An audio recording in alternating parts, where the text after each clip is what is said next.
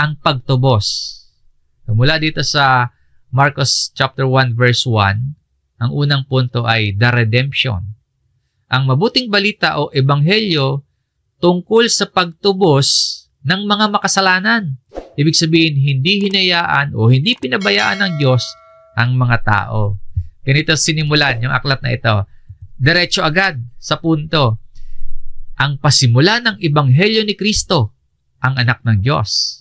Sa Greek word po, yung salitang ebanghelyo o gospel, evangelion sa Greek word. Ibig sabihin yan, a good message. Na yung ebanghelyo, yung gospel, ang ibig sabihin a good message. Kaya sa Revised Tagalog Popular Version ng talata na ito, ganito yung pagkakasalin. Ito ang magandang balita tungkol kay Jesucristo. Sa panahon nilang ito, nung isulat ang aklat na ito, sa ilalim ng Imperyong Romano, pangkaraniwang salita o popular na salita ang ebanghelyo. No?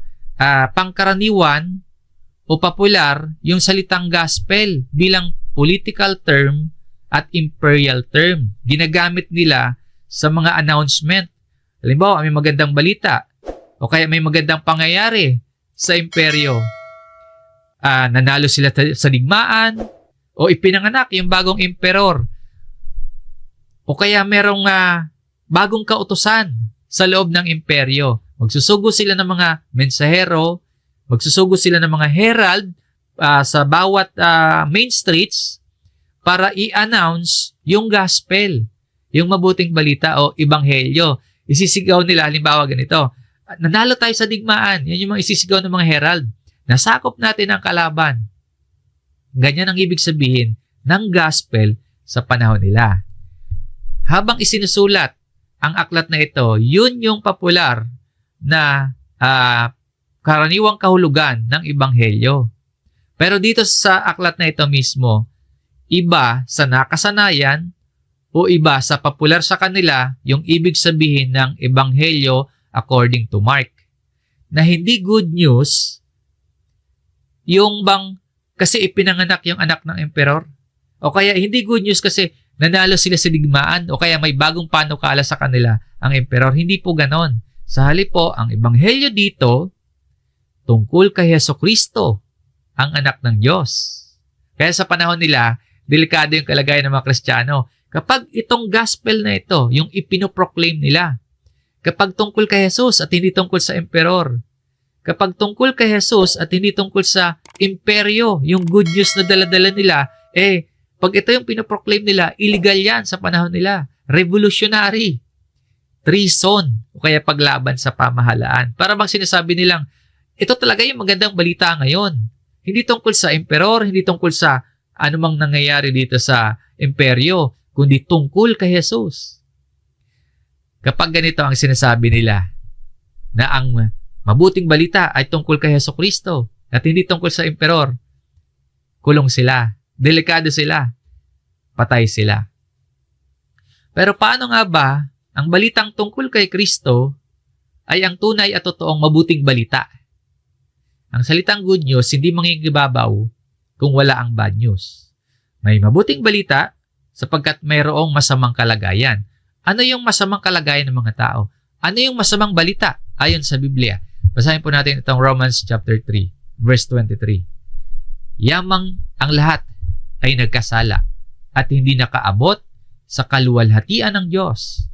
Hindi sinasabi dito na ang ilan lang o kaya na ang iba lang o ang masasamang tao lang yung nagkasala at hindi nakaabot sa kaluwalhatian ng Diyos. Hindi ganun yung pagkakasabi dito, kundi ang lahat. For all have sinned and fall short. Ang lahat nagkulang sa pamantayan ng Diyos. Ang lahat ay makasalanan. Yan yung bad news.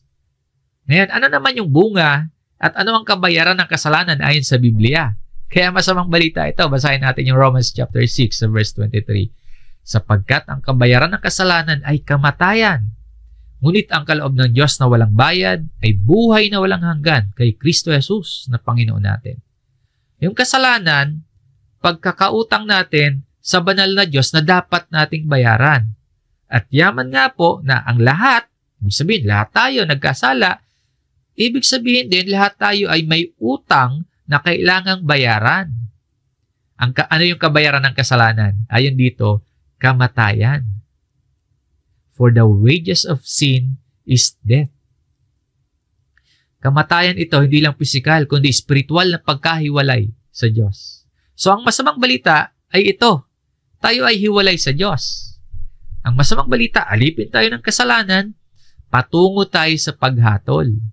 At ang masaklap pa, hindi natin kayang iligtas yung ating sarili. Kaya kailangan natin ang pagtubos o kailangan natin yung redemption. Kailangan nating may magbayad para palayain tayo sa pagkaalipin ng kasalanan. Kailangan nating matubos para maalis tayo sa hatol at magkaroon tayo ng kaligtasan. Yan ang dahilan kung bakit nagsimula ang Ebanghelyo ayon kay Marcos, mabuting balita, hindi tungkol sa pagpapabuti ng buhay, hindi sa pagpapayaman, hindi self-improvement, kundi ito ay tungkol sa katubusan ng mga taong patay sa kalagayang espiritual. Mga taong nawawala, mga naliligaw, at walang kakayahang tubusin at iligtas yung sarili. May dumating para bayaran itong pagkakautang natin. Tayo nagkasala tayo. So ang kabayaran, kamatayan. May dumating para bayaran itong pagkakautang natin, para tubusin tayo. Sabi ng Panginoong Hesus, mababasa natin sa Lucas chapter 19 verse 10, sapagkat ang anak ng tao ay dumating upang hanapin at iligtas ang nawala. Yung nawala o mga nawawala o lost, ito yung mga makasalanan. Kaya ang ibig sabihin, ang mabuting balita ay para sa mga makasalanan. Hinanap at iniligtas ang mga makasalanan. Sa pasimula, ang tao nilikha ng Diyos para sa isang perpektong relasyon sa Diyos. Yan yung sa creation, di ba?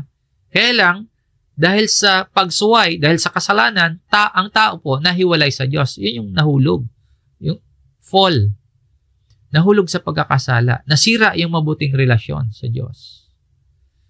Subalit, sa kabila ng pagsuway at pagkakasala ng tao, hindi tayo pinabayaan ng Diyos.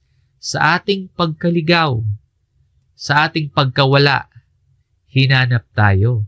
Iniligtas tayo. Mga kapatid, ang mabuting balita ay mabuti dahil masama tayo.